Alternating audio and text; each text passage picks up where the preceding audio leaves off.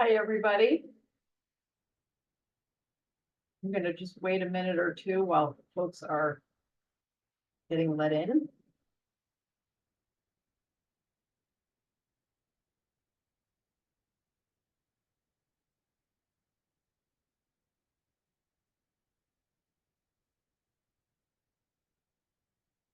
Okay, well, thank you so much for joining us today. I'm Jenny LeRae, and I'd like to thank you for your partnership in the Research America Alliance.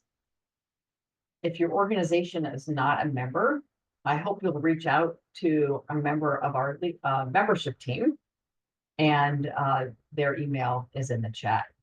So today we are joined by Dr. Bruce Tromberg, Director of the National Institute of Biomedical Imaging and Bioengineering, or NBIB, which I think is one of the better acronyms. Actually, NIBIB is really what it is, right? NIBIB at NIH. And Dr. Tromberg is going to discuss a number of issues.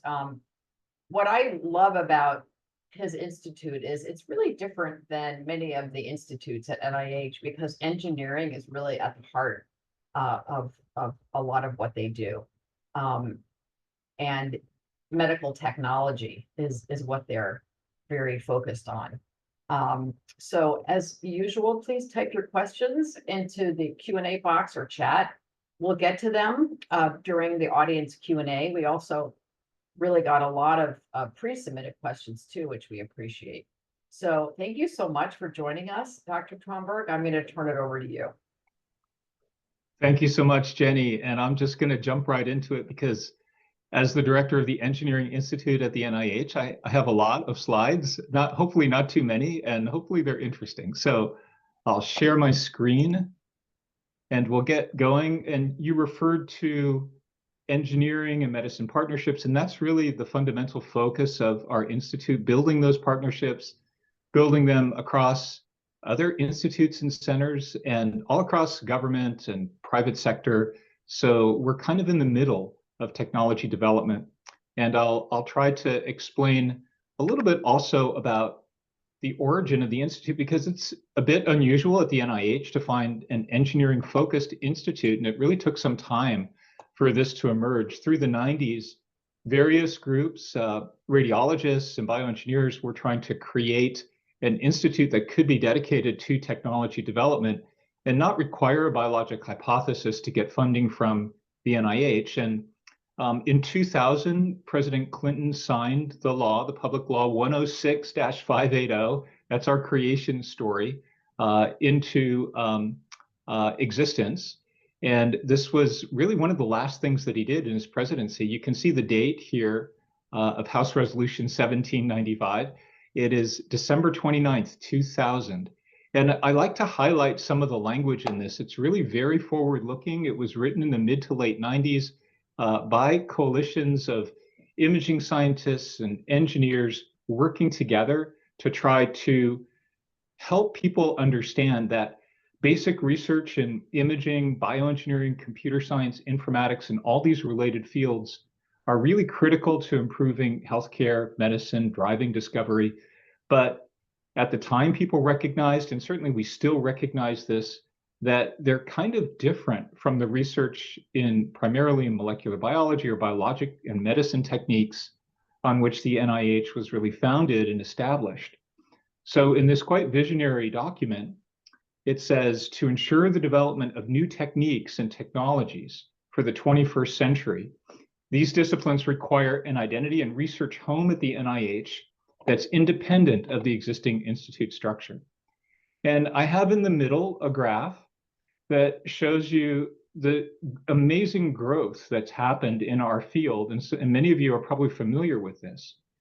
We've seen an explosion in the late 90s and early 2000s of academic programs all around the country, actually all around the world, in biomedical engineering. And these are not just graduate programs. These are nearly 175, more than 175, about 180 accredited biomedical engineering undergraduate programs. And undergraduates are doing amazing work with senior design projects and their passion for combining engineering and physical science technologies with biology and medicine, which is really quite different from previous generation of students. They have this opportunity now. And there are more than 200 graduate programs. So we see this enormous growth that was fueled originally by the Whitaker Foundation, which helped establish many of these departments all around the country, and then amplified and further grown by NIBIB. And we've seen a shift in priorities of schools of engineering. So in the 90s, I was involved in a school of engineering in California, and there really wasn't that much interest in human health and biology as a major strategic goal of the School of Engineering. But through NIBIB and the Whitaker Foundation and the growth of our community, human health has really become a top priority. It's one of the top priorities of virtually every school of engineering now in the world. And medicine and engineering partnerships, on the flip side, schools of medicine have recognized the value of these partnerships. And we have 3 schools that have integrated engineering curriculum into their medical or dental schools. So the first was the University of Illinois, Urbana-Champaign. So that has embedded in the School of Medicine curriculum foundational didactic components of engineering curricula.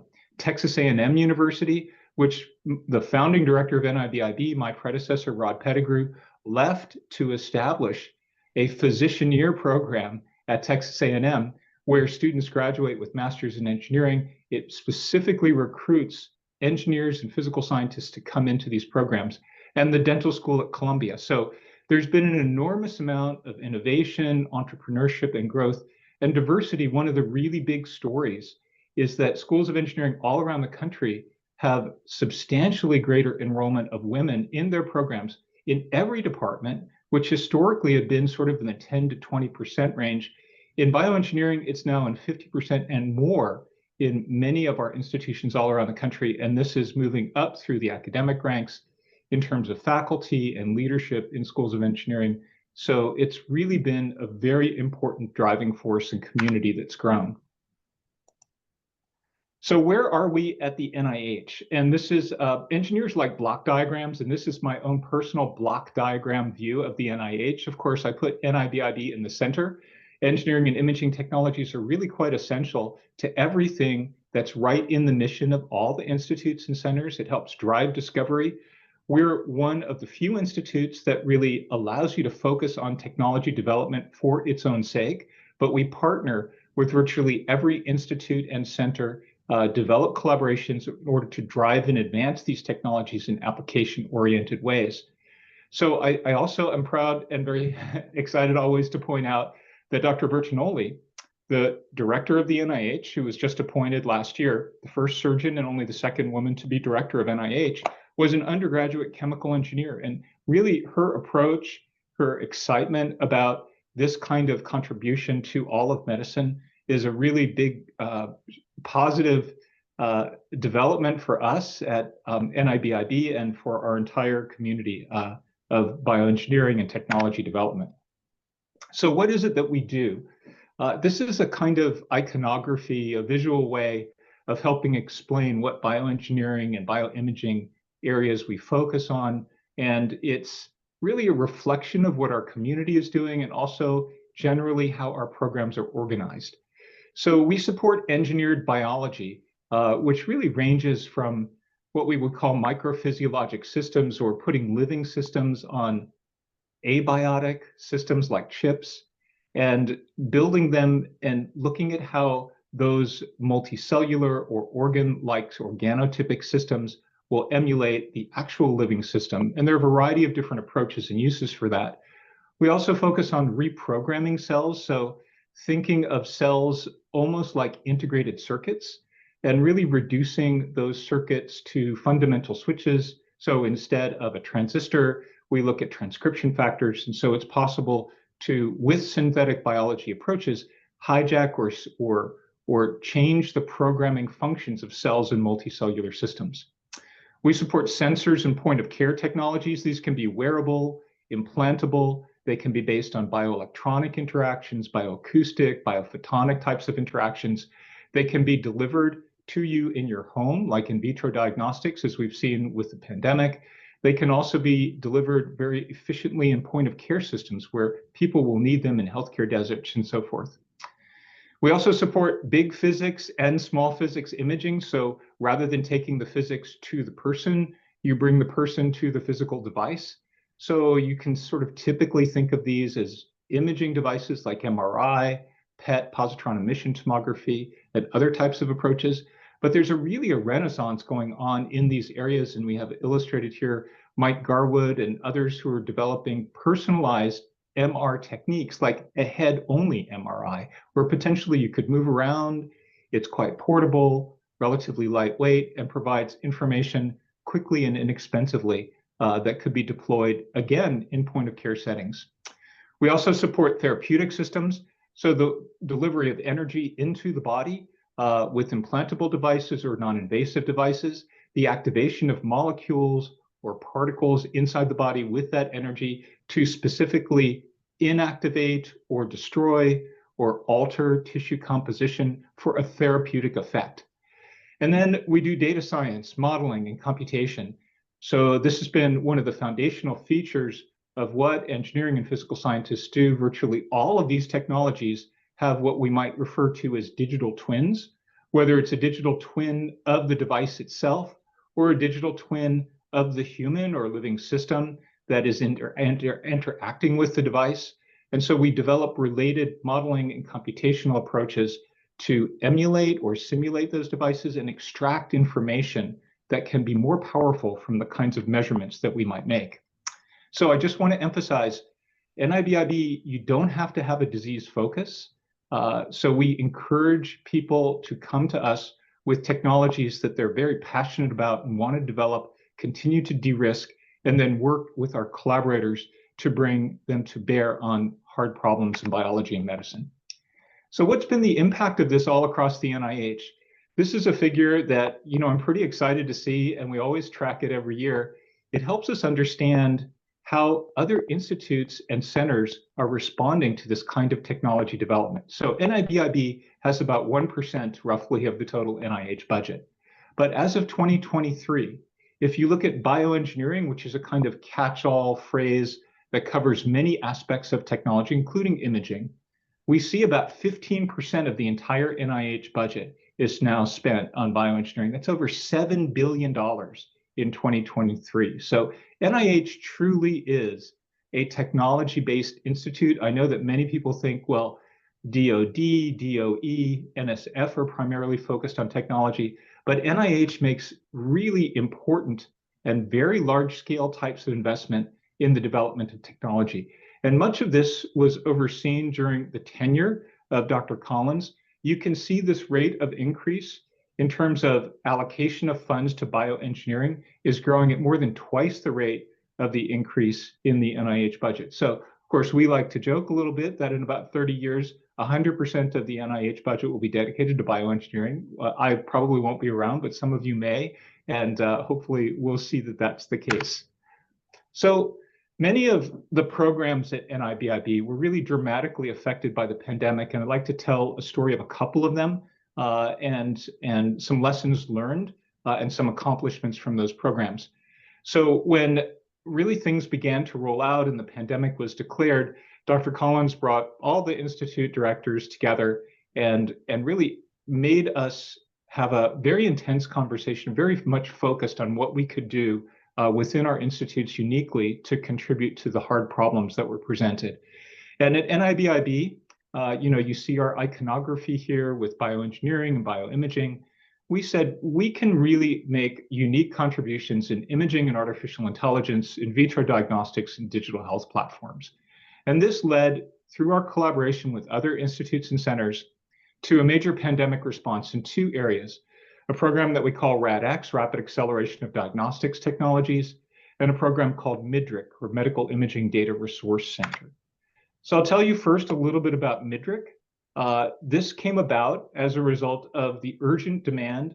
People were coming into emergency departments. Radiologists were very limited resource, and we needed standardized and validated AI and ML models to help us diagnose and assess the extent of whatever pulmonary disease it was, monitor therapies, which actually really were just emerging and we didn't really know what was going to be effective at the time, to detect complications, predict outcomes, and increasingly now over time, help us understand long COVID challenges. So we formed in 2020 this consortium, the Medical Imaging and Data Resource Center. This is headed by Mary Ellen Geiger, the PI at the University of Chicago, but it involves 24 core institutions, over 100 core investigators. And it's really unique in that it partners with major professional societies in our field. RSNA, the Radiological Society of North America, AAPM, the American Association of Physicists in Medicine, and ACR, the American College of Radiology. So they are core founding participants in this entire consortium, which drives first the formation of an open discovery data commons. So that's to create, test, and provide quality assurance on data that we can bring together from all of these participants. And then it also has machine intelligence computational capabilities, so we can develop clinically relevant algorithms and software tools. Just a little snapshot, so I encourage everyone to go to midric.org and sort of get a sense of where we are with this. More than 560,000 imaging studies have already been ingested in about 3 years into this program. About 180,000 of these have now been released to the public. One of the really important features is the annotation of these studies as they come in, so they are AI and ML ready. So almost 400,000 are still undergoing quality and harmonization of their data. There's been enormous uptake and building of a community all around this data repository and algorithm development, so that there's about 15 terabytes, 14.5 terabytes of data are in total released. There are hundreds of investigators and registered users all around the world who are really engaged in algorithm development and validation. And we work very closely with sequestered data and the FDA to move these algorithms towards validation and then ultimately authorization, which can be quite groundbreaking if we can move into de novo types of applications, the very first type of application ever in its field. One of the very important tools that's been developed through MIDRIC, everyone is aware of bias in their data repositories, often thinking about population bias.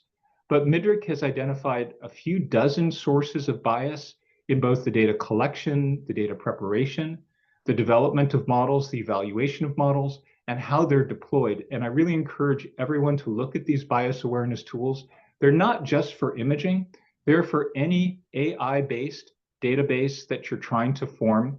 And they really help guide the reduction in various bias sources and the optimization of trustworthy AI. So these are essential to assess when you standardize and validate multi-site, multi-platform data that you're trying to actually bring to algorithm development. So these kinds of unique capabilities have been recognized nationally. Some of you may have heard of the executive order to establish the National AI Research Resource, or NAIR. This is about a $2.5, almost $3 billion 6-year investment by the federal government to bring new tools and broaden access to AI R&D. So MIDRIC is a foundational component of the NAIR program right now, with a specific responsibility to bring many of these tools, like the bias awareness tools and some other algorithm development approaches, into the national stage.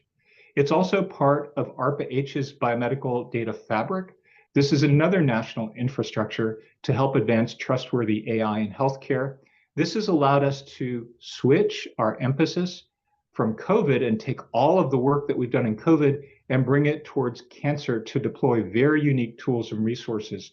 You can imagine having a thoracic imaging database is really quite profound. It's very essential for looking at many, many different types of cancers or other pathologies. And MIDRIC is now pivoting in that direction. So just to kind of summarize what NIH is doing, before 2019, we weren't even capturing where the AI investments were going. It really was hardly a category. And since 2019, there's been this enormous, almost 4-fold growth at this intersection between AI and imaging. And why is AI and imaging such a good partner, like peanut butter and chocolate? It's because imaging is a computational approach.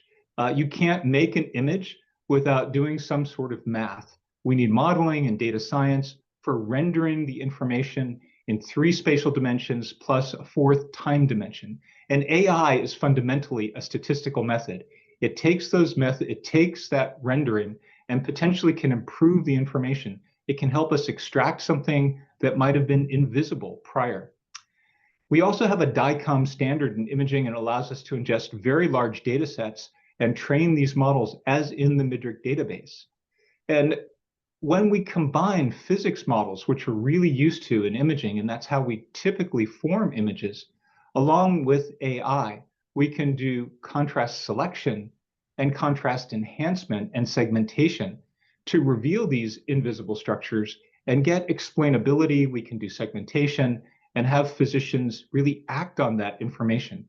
And that's what I would call precision diagnostics in imaging, which is really essentially a foundational step. It's a necessary step in order for us to do precision medicine. And of course, this is not really new in our field. So here's a snapshot of what's going on at the FDA. Many people are not aware of this, but there are 882 FDA-enabled devices, AI and ML-enabled devices already cleared. So algorithms based on AI have been in practice for quite a long time. In fact, their first authorization was in November of 1995. We see the bulk of these are in radiology, so roughly running around 75%. And just this past year, the FDA just released this new data. This is updated as of mid-May of 2024. We've seen the hockey stick effect. So there's just been this enormous growth in the last couple of years, where much of the release of these kinds of models which are based often on hybrid models that combine these algorithmic approaches to generate features and another to do classification, have really exploded. So they're quite practical in imaging. They're very strongly connected to devices and commercialization. And the one thing that we're trying to increase the frequency of are de novo applications. So things that don't have predicates, because once they get authorized, they'll result in driving a family of predicate devices, we call those 510Ks, of dozens more derivative devices. So that's extremely important. And any way you look at it, AI is really dominating the sector of healthcare device and technology growth. So regardless of the source you use, this is just one market report on forecasting AI in healthcare. We're going to expect to see between 2024, the next 5 years, a 7-fold growth, roughly around 40 to 50% compound annual growth.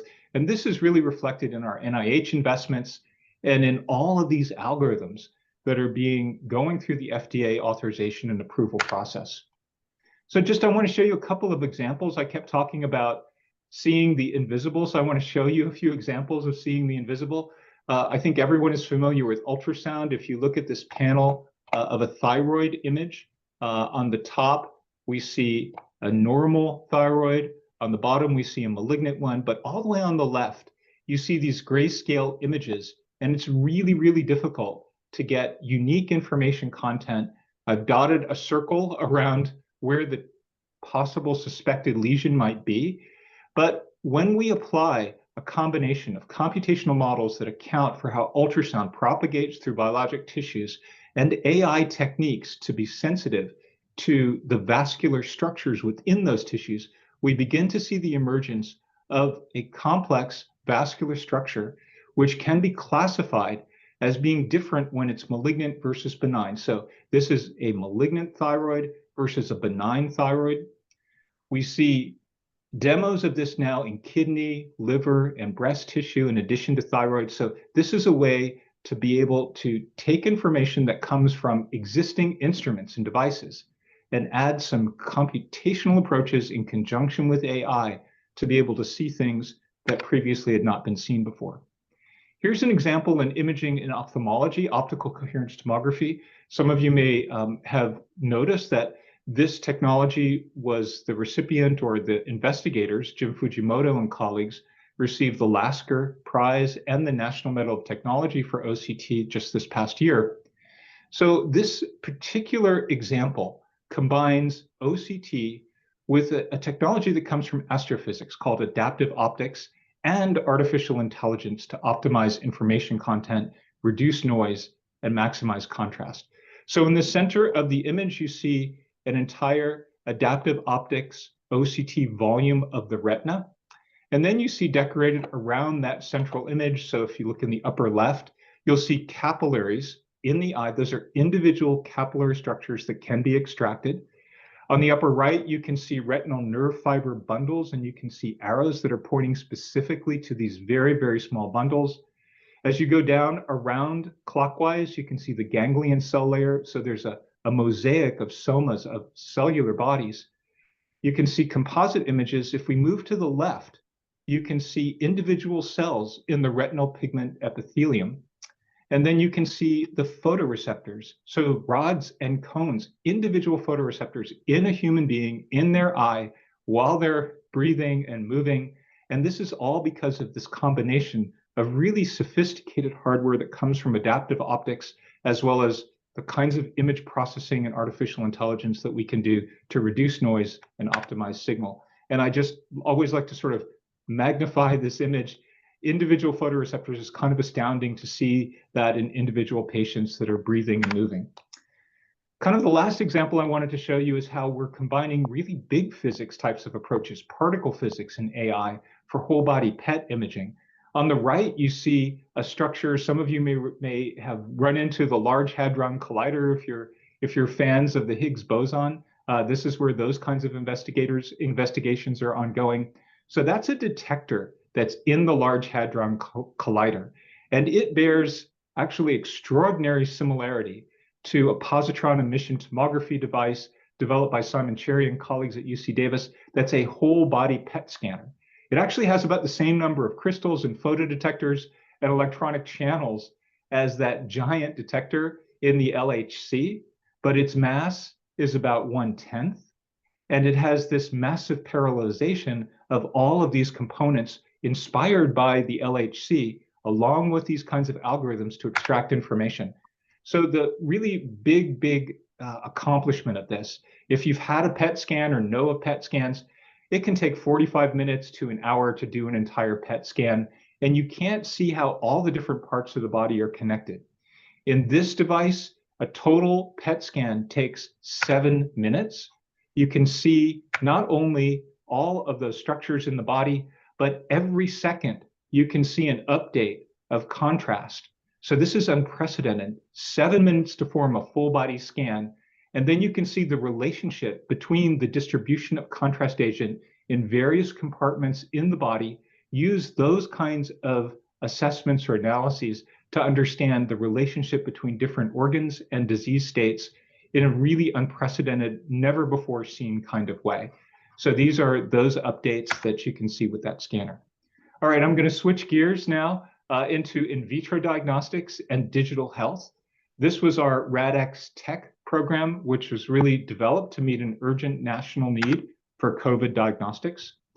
And what we saw at the time, this reflected in this opinion piece by Senators Alexander and Blunt, was this hope that COVID testing could emerge. If you recall, in April of 2020, when this opinion piece came out in the Washington Post, we were doing about 8 million tests in the per month in the entire country, and people were suggesting that everyone go to major testing sites and be tested multiple times per week.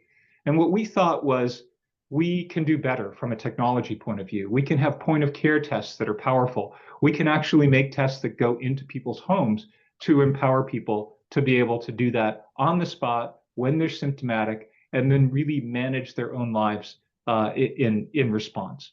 So Congress passed a fourth supplement, and NIH was fortunate to receive $1.5 billion for testing. So we launched RADx at the end of April in 2020, and our real goal was to shift the paradigm from primarily lab testing, which had lots of operational challenges, to things that were in the home and point of care, and develop millions of tests per month, as in this editorial called for by fall of 2020. Well, to get this really off the ground, we built on our established point of care technology research network, or POCTERN. So these are multiple sites working in partnership all around the country. We had already invested in it, but we asked the entire network to shift their emphasis from the work they're doing and focus exclusively on COVID. Hopkins, UMass, Northwestern, Georgia Tech Emory, and CIMMIT, the Innovation Center at MGH, all said yes, and that really launched the entire program. We built it all around initially what we call a Shark Tank or an innovation funnel, which allowed us to take applications, and we had 400 applications started in the first hour after our announcement on April 29th of 2020.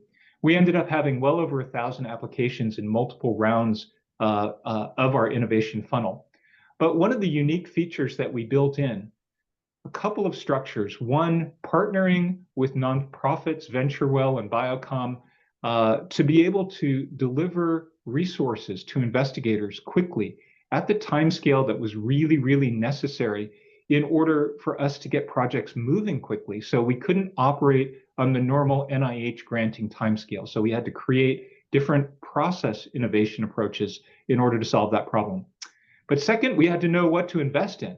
So we created within the network a validation core to assess every candidate technology that was worthy of it, a clinical studies core to be able to distribute platforms and do digital trials all around the country with standard trial design, and a deployment core to deal with supply chain, manufacturing, the user community, and so forth. So building on this, we introduced several additional programs. We thought everything was going to be about de-risking and getting the technology working, the innovation funnel, but it turned out over the course of 3 years, we needed many, many more programs, a digital health platform and network, a way to assess individuals longitudinally to help inform how tests were performing. As variants came out, we established a task force to be able to track them and assess how every test worked or responded to them. A critical feature to all of this stuff is authorization. So the FDA was truly overwhelmed, and we had to create entirely new pathways, which we call the Independent Test Assessment Program, a partnership with FDA to accelerate authorizations so that we could get them out into clinics and people's hands in as little as a couple of months after they came into the program. We also reinvented or reanalyzed the accessibility of tests for people with dexterity and visual impairments in particular, and created a test to treat program in partnership with other federal agencies. So what's the bottom line impact? Over a period of 3 years while the program was in existence, we increased testing capacity in the country by about 8 billion tests, 56 emergency use authorizations during this time period. Most of these were for over-the-counter tests. If you look at the growth of this, it really reflected that original ambition. Much of this surge happened after we launched ITAP, and we were expecting the Omicron surge itself to drive a really gigantic demand. And in fact, in February of 2022, we distributed about 1 billion over-the-counter tests all across the country through covid.gov and the post office. And these were, by and large, built on programs that we had pioneered for both evaluating and authorizing these tests, and also distributing them digitally online in networks through our Say Yes COVID test program, which gave us confidence in the year prior that people would use tests in their home and use them very effectively. So that's really what drove that major paradigm shift. A comment about the RADx FDA partnership. This was absolutely essential with buy-in and participation from all of the leadership in the OHT7 and at the center director, Jeff Shuren level. This led to a number of FDA policy changes, which I won't go into, but it really helped us get a deeper understanding of how the tests performed, how we could compare them to nucleic acid tests, resulted in the serial test labeling that the FDA gave for all of these authorized tests, and allowed us to get clearance in as little as 2 months. Where are we right now? Well, if you look at the tests on the market, they're combo tests. They actually cover COVID, flu A, and flu B. And as of the beginning of June, all of the combo tests on the market, both point of care and over the counter, about 15 or 16 of these went through our RADx ITAP program for accelerated authorization and really lots of confidence in their ability to perform. We've taken the RADx concept and extended it to a variety of other problems in infectious disease and in other healthcare conditions.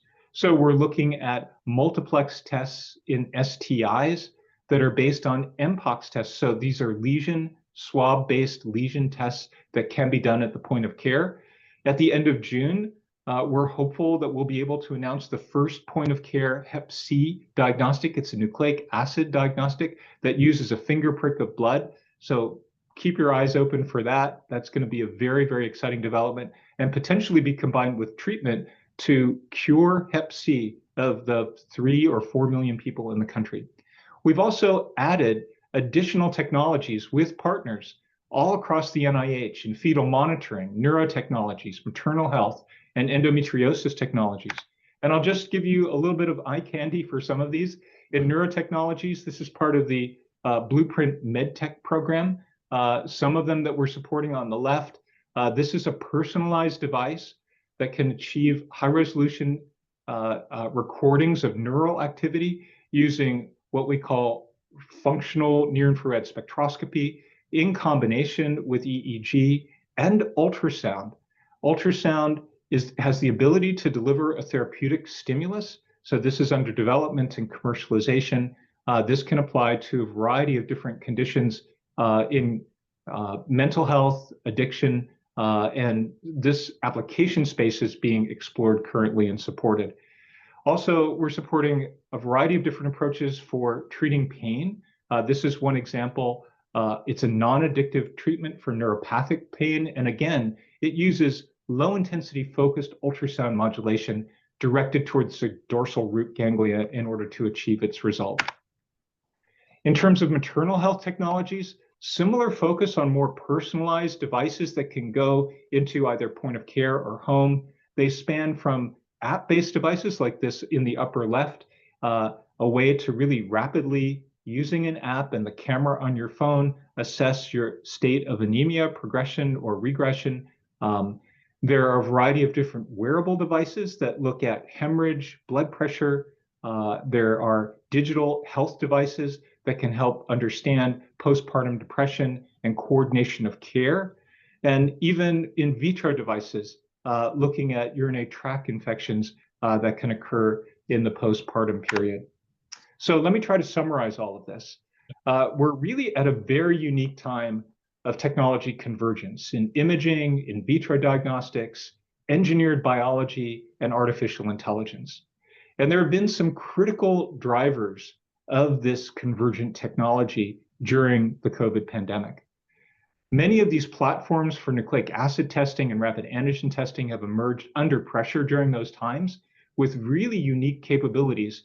And there are other markets, not just COVID, but home and point of care markets for other pathogens, for chronic diseases, for disease prevention. In fact, if you've ever had a telehealth consult, you really think, I wish I had something in my home that could help facilitate a better information exchange with the physician, other than just me saying, well, how do I feel? Or what was my most recent laboratory test result?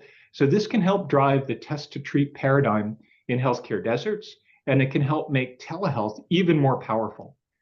Of course, we have lots of challenges. So as all of these kinds of technologies expand in a very rapid way, we have to constantly ask the question, how do we standardize the information content? How does my one hemorrhage sensor differ, or is it similar to my other hemorrhage sensor? And are they both having the same sort of predictive endpoints that we need in order to make clinical decisions? How do we get validation of these approaches? And how does regulatory interact with all of them? Because if they don't, we're never going to get any of these new approaches with new information content into healthcare, much less electronic health records and have reimbursement by CMS. And probably the biggest hurdle to all of this is biology is occurring on a timescale that we're not typically looking at. Many of our diagnostic approaches, whether it's in vitro or some sort of wearable device, are not making recordings on a timescale that's relevant to biology. And that's a topic that's still under investigation. So we have the capacity with technologies to measure faster and faster after a biologic process, but we're not utilizing that information A classic example is continuous blood pressure monitoring or continuous glucose monitoring, which we know now is fully authorized for over-the-counter, the Dexcom device in the beginning of March. So the opportunity is really to advance diagnostic-led precision medicine, where we can personalize therapies using information content that's unique for that individual, move to treatments in reduced time, and then through the distribution of algorithms and devices with lower barriers, improve access to technologies and empower broader communities. So with that, I'll end the presentation, and we've got some time for questions. Thank you, Bruce. Wow. That was fabulous. Even if Thank you're you. not a med tech geek like I am, I think you would find a lot of value from that presentation. So we're going to go to a few questions. I have a question about mammography screening, which is, routine care for women over the age of 40. And yet many of us have heard stories of women whose, mammogram didn't catch the beginnings of a cancer or even a more developed one. Can you talk about advances in mammography screening and how you and your institute have played a role, and also where AI can be helpful? Yeah, and thanks. That's a great question. And AI is right in the center of that discussion. So I think many people have seen a variety of press reports about how AI developments have been introduced in mammography analysis. There's enormous promise there. Fundamentally, when you get that information in its electronic form, to have just the interpretation, the sole interpretation by humans interacting without any opportunity to reduce noise or other confounding factors that may influence your interpretation, I think is not giving mammography or digital tomosynthesis, which is sort of the synthesized cousin of a simple mammogram, but contains more information content. It's not really giving it a fair shot. So the contrast, and mammography is, in a way, is quite emblematic of the tension and the controversy about medical imaging. There is information there, but we're not fully extracting all of it. And I think as the medical community becomes more comfortable, as we validate these algorithms, understand where they came from, and have them truly trustworthy. So that's a really critical component to using AI, is understanding its origin. How was it trained? What are the bias sources? Then I think we can bring those more powerful capabilities in. But I do want to point out there's enormous activity in other technologies like ultrasound, pulling out classical tumor-like structures that were prior to the development of AI approaches invisible to the eye. And then there's the combination of techniques like photoacoustic tomography. So this combines ultrasound along with light, and it allows entirely new different contrast elements to be visualized. So I'm hopeful that there will be both new technology development as well as advanced computational approaches to render that information in more sensitive and more accurate ways. Thank you, Bruce. And to our audience, we're going to keep going. Bruce, I'm assuming you don't have something scheduled exactly at 12:45. We could go No, past. So because thanks. we have a flurry of questions that have come in, we have questions that were pre-submitted. Clearly this topic and your work has generated a lot of interest. This is a question that comes up, across medical innovation. How do we work towards increasing accessibility of biomedical imaging to healthcare institutions that can't afford to bring expensive equipment on board? Yeah, that's also a question that we think about quite a lot, because it doesn't always have. I showed the example of the whole body PET, which is probably the most inaccessible of the technologies that we're describing it. But I showed it because it's just so inspiring and astounding to see these concepts from particle physics, come into medicine. And in a few years, it won't be that long before the components within devices like this become more accessible and available and less expensive. So there are a lot of very beautiful, I showed the ultrasound example. This takes a relatively inexpensive ultrasound device, an established approach, combines it with advanced computational approaches, along with artificial intelligence, and pulls entirely new information out. And this is quite a vibrant area. So I think our community is thinking a lot about how to make devices less expensive, more accessible, but extract information. So as I see it, the big challenge is, even with all of the off-the-shelf devices that are out there, a regular CT scan, we don't pull out information. We leave a lot on the table. Radiologists will take an image or series of images, they'll develop a radiology report and say, well, there's a broken bone, or there's a tumor, or there is a process that needs attention, but they're not reporting on more fundamental and important characteristics of disease processes. So one of the most frequently done imaging is longitudinal imaging in the treatment and monitoring of a disease process. We leave a lot of that information completely on the table. Patients responding, patients not responding. So we have quantitative voxels that can be extracted using approaches that are based in artificial intelligence, but there are also other standardized model-based approaches that we're still leaving on the table. And those are relatively inexpensive. They're computationally maybe more expensive because we have to validate them and make sure that they're trustworthy, but they can be moved very quickly. So we don't have to have just one data repository where everything is happening. We can move algorithms in a federated way to multiple sites all around the world. So electrons move very quickly, and then go through the process of validating them for the performance in different institutions. So building those partnerships, and that's what MIDRC is really all about. It's now poised for federated learning and then moving things through the FDA process so we can expand the impact of these algorithms immediately so that everyone can, in any radiology center, can effectively perform and deliver care like they're at Harvard or Stanford, because that's where those algorithms are really being developed and where they come from. Excellent. So I'm going to turn to our audience questions. We're not going to get to all of them. Does NIBIB use the NIH Clinical Center as a test bed for your technologies? Yeah, that's a great question. The clinical center itself is a phenomenal facility, and we just established, NIBIB led the establishment of a new center within the intramural research program that connects with the clinical center. It's called the Biomedical Engineering Technology Acceleration, or the Beta Center.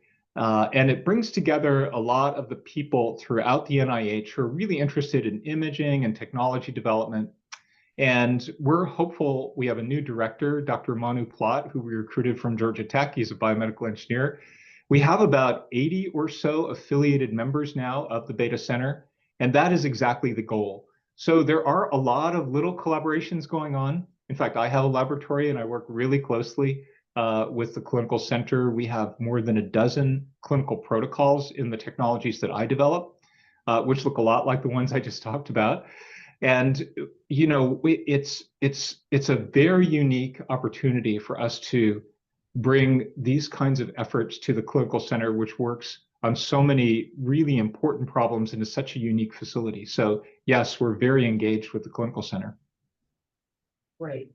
Are there grant mechanisms to support preclinical small molecule research, for example, mass spectrometry?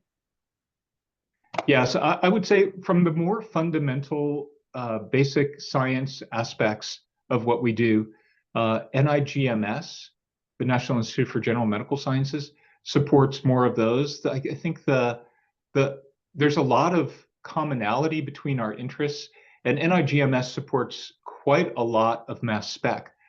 Where we have supported mass spec is as it begins to move towards newer approaches that possibly can be translated to the clinic.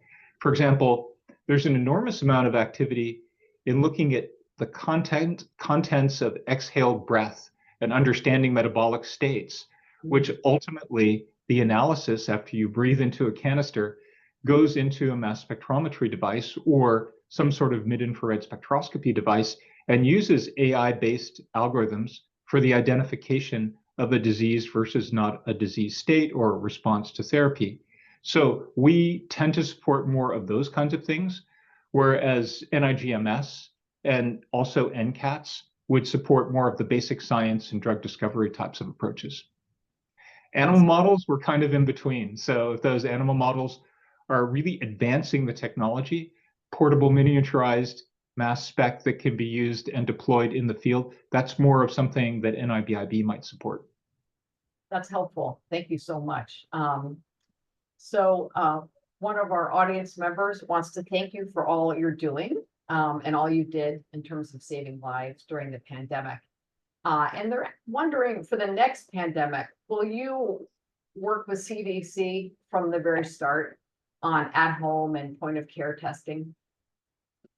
Yes, and that's sort of a different, a different starting point based on experience.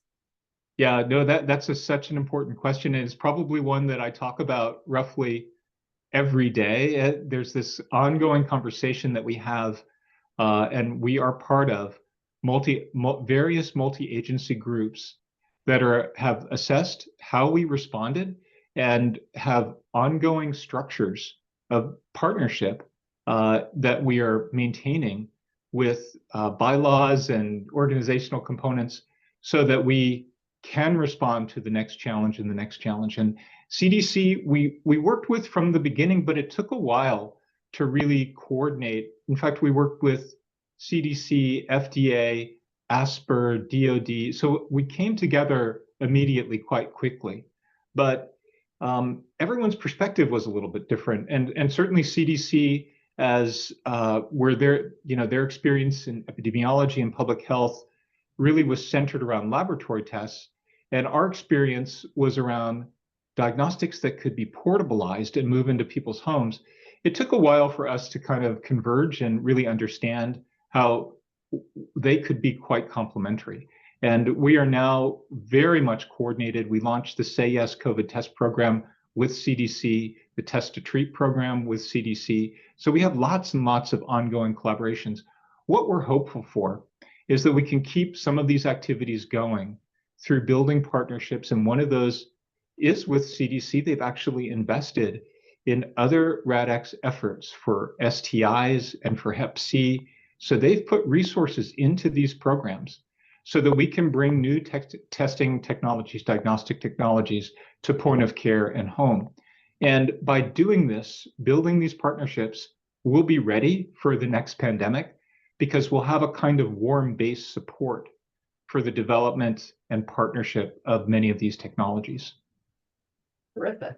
So my last question, and it's an audience question. I'm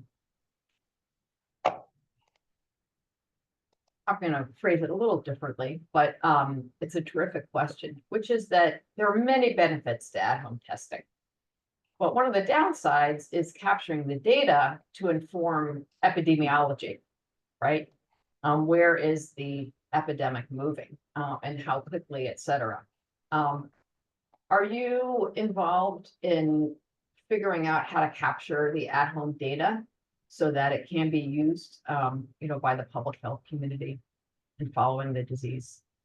Yeah, that's actually, we did do that, and I buried it a little bit inside of all those programs that we introduced. But clearly, it's such a logical question, and it was natural for us. We said, okay, we're doing all these things. Can we use some existing digital health platform or infrastructure to capture this information? And I was pretty surprised that nothing like that really existed for home tests. So we built that. If you look at the NIBIB website, you can look at RADx Mars, the mobile application reporting standard. You can also go to the website makemytestcount, all one word, .org, and you can see we worked with all the test manufacturers. We have defined the common data elements. we worked with the American Public Health Laboratory Network to actually create a workflow so that you could report your home tests and it would go in exactly the same pathway using this digital health platform, common data elements that we defined that laboratory tests go in. So we wanted to make them absolutely identical. And in fact, for quite a while, you could go to the CDC website and see home testing that was performed that people wanted to report. It's entirely voluntary. But many people did report those home tests, and it became the foundation of our Test to Treat program. So we rolled that out in partnership with ASPR and CDC, and we were able to get people tests and then treatments all at home. So that was built around our digital health platform.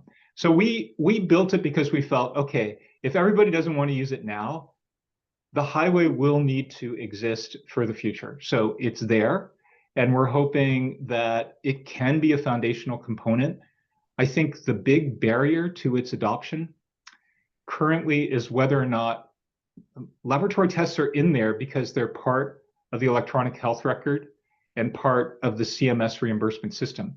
So if these tests do become part of the EHR, actionable and interpretable by physicians, and part of the CMS reimbursement, then naturally that network will grow. But if people are just spending, a couple of bucks at the grocery store on the test, they're not going to feel strongly compelled to report all those test results. So that's really where the tension is. The capability is there, the highways, we've built them, and we're hopeful that those can expand and really become better integrated into healthcare in the future. Bruce, we're going to have to end, but wow, so terrific. The questions keep coming in. We're going to have you back soon. And I have to say that I had a chance to meet you when you first started as Institute Director, and your enthusiasm has not waned one bit. It's really a pleasure to hear you talk about the wonderful work that you're doing. And I want to thank our audience, most of whom stuck with us. And I want to invite them to join an off-the-record Zoom discussion that we're having on Monday at noon. This is for Alliance members only, but we're going to be discussing the NIH reform package or proposal that was released by the Energy and Commerce Committee Chair Kathy McMorris Rogers recently. So we'll be discussing that. And there's a registration link that Jacqueline just put in the chat. Once again, thank you, audience, for your participation. And Bruce, we're definitely going to have you back soon. Thank you so much. Thank you, Jenny, and thanks to everyone for participating and the great questions.